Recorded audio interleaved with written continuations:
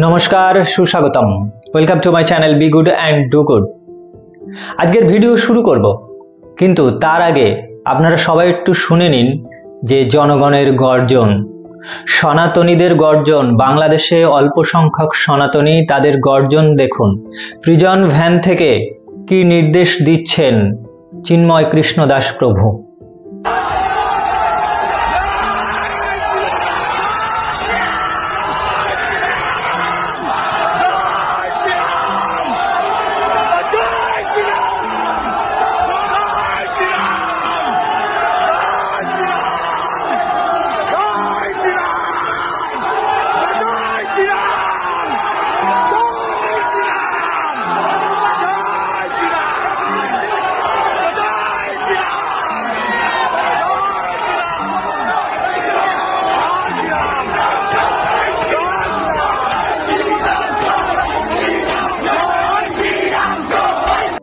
আরে বাবা, ভারতের সরকারকে আমি এত সক্রিয়ভাবে স্টেটমেন্ট দিতে আগে দেখিনি।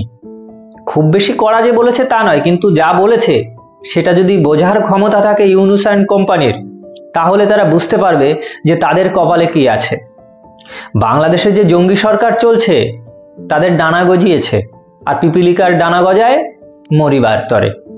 ইউনুসের যে ডানা গজিয়েছে, ভাবছে আমি এখন সর্বে সর্বা, দেশের প্রধান, যা খুশি তাই করব। যা খুশি তাই করবে। 20 জানুয়ারি আসুক, তারপরে বুঝতে পারবে। আমি দেখলাম তো তরুণবাবু বলছেন যে তুলসী গ্যাবার্ট ফোন করেছে আমাদের অজিত দোভালকে। কি করবে? তুলসী গ্যাবার্টের এখনো হাতে ক্ষমতা আসেনি। ওই যে বাইডেন রয়েছে, তো তার জন্য ইউনুস এখনো তিড়িং বিড়িং করে লাফাচ্ছে।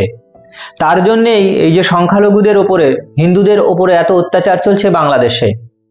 আরে বাবা, যে ব্যক্তি শান্তিপূর্ণ আন্দোলন করছে সারা দেশ জুড়ে, তাকে ধরে নিয়ে জেলে পুরে দিচ্ছ তোমরা।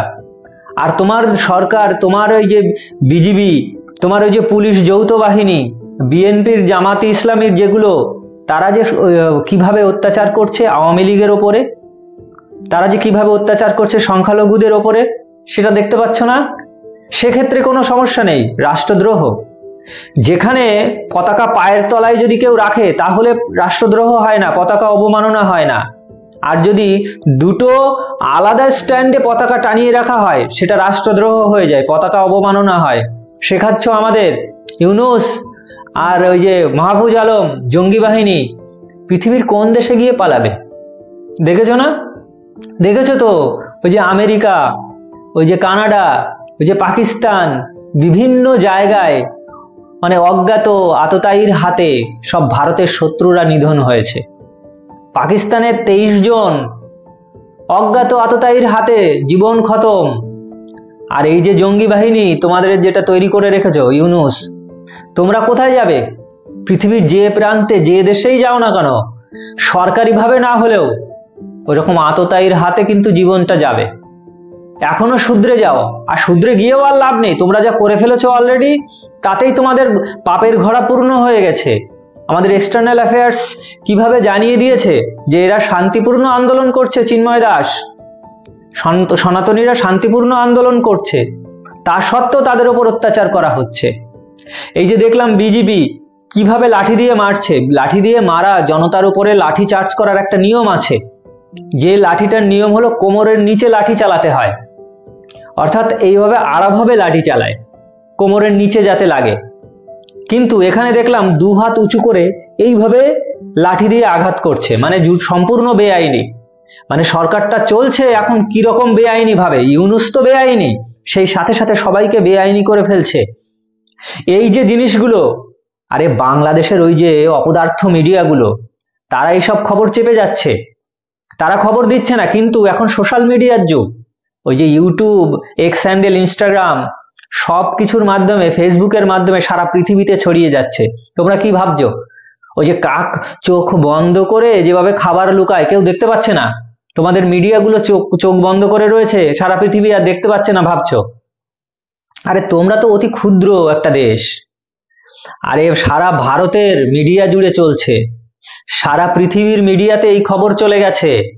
অত সহজে পার পাবে না। চিন্ময় কৃষ্ণ দাস প্রভু এত বিপদের মধ্যেও, এইরকম পরিস্থিতির মধ্যেও সনাতনীদের বলছেন শান্ত হতে। আরে সনাতনীরা তো অশান্ত হয়নি এখনো পর্যন্ত, অশান্ত কোনোদিন অত তাড়াতাড়ি হয়ও না, কিন্তু একবার হলে কিন্তু আর রক্ষে পাবে না। তাই এদেরকে শান্ত রাখার জন্য প্রিজন ভ্যান থেকে আজকে চিন্ময় কৃষ্ণ দাস প্রভু কি বললেন একবার শুনে দেখুন। আমরা রাষ্ট্র এবং সরকারের বিরুদ্ধে নয়, 5ই আগস্টের অভ্যুত্থানের যে নতুনের আশা করা হয়েছে, আমরা সনাতনীরা তার অংশীদার। সুতরাং রাষ্ট্র স্থিতিশীল হয় এবং শান্তিপূর্ণ সহাবস্থান নষ্ট হয়, আমরা এরকম কিছু করব না। আবেগকে সংযত করে, আবেগকে শক্তিতে পরিণত করে শান্তিপূর্ণ আন্দোলন করবেন এবং আমাদের 8 দফা দাবি মৌলিক দাবি, এটা অযৌক্তিক দাবি নয়।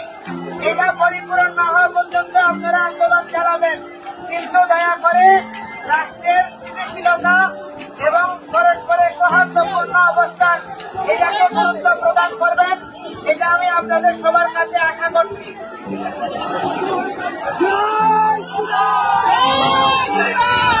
এই হচ্ছে সনাতন ধর্ম, এই হচ্ছে আমাদের আদর্শ। আর তাদেরকে মুছে ফেলার চেষ্টা করছে ওই জঙ্গিগুলো, জামাতে ইসলামী। তোমাদের কিন্তু অত সহজে ছাড় দেয়া হবে না, তোমাদের প্রতি পদে পদে হিসেব হবে। আগামী দিন যদি চিন্ময় কৃষ্ণ দাস প্রভু হায়ার কোর্টেতে গিয়ে ওই বেল না পায়, জামিন যদি না পায়, তাহলে কি হবে জানো তো? এই ভারতের থেকে একটা গাড়ি বাংলাদেশে ঢুকতে দেয়া হবে না। এখানকার সবাই, সব সনাতনীরা মিলে সমস্ত গাড়ি আটকে দেয়া হবে, যাতে কোনো খাবার, কোনো চিড়ে মুড়ি, ওই আলু পেঁয়াজ রসুন তেল কিছুই যেন এদেশ থেকে ওদেশে না পৌঁছাতে পারে। আমরা ব্যবস্থা করব, তোমাদের ইলিশ আমাদের লাগবে না। এখন মায়ানমার থেকেও ইলিশ আসে, মালদ্বীপ থেকে ইলিশ আছে। আরে বাবা, তোমাদের খাবার যদি না আটকে দিয়েছি তো তখন দেখো, তোমরা দেবই আটকে, কোনো খাবার পৌঁছতে দেব না। ওই জঙ্গিগুলো কি খেয়ে থাকে দেখবো। ইউনূস, তোমার বড্ড বার বেড়েছে, তোমার দিন শেষের দিকে এগিয়ে আসছে। সাবধান হয়ে যাও এখনো পর্যন্ত, কারণ যত পাপ করবে আর তত বেশি তার কিন্তু ফল ভুগতে হবে। আপনারা কি মনে করেন অবশ্যই লিখে জানাবেন কমেন্ট বক্সে। ভালো থাকুন, সুস্থ থাকুন। জয় হিন্দ, জয় সনাতনী।